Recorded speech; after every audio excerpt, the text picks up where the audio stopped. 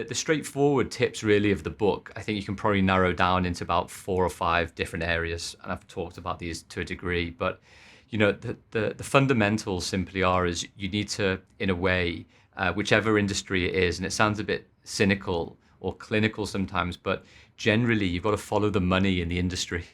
If it's music, it's like, how does Spotify work, or iTunes work, or Apple Music? If it's about the sports industry, it's, who pays the broadcasting rights? How does that money filter down into the athletes or the talent?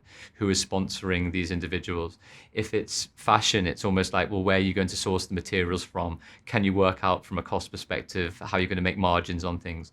What I mean is that, on the surface, if you're talking about the sports industry, everyone's thinking about, oh, these are the results and this is the latest transfer speculation, or this is the thing that's happening.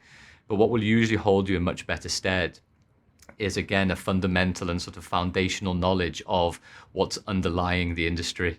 How does how does the commercial side of any industry work?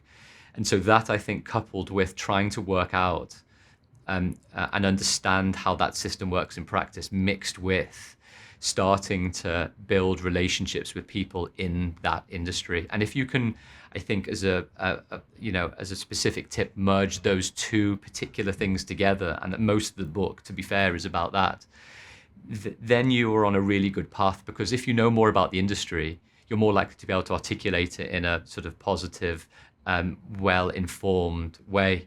And if you can do that, one of the things that I think happens is, a lot of people will come to me and say, well, how do I prepare for an interview for a particular job?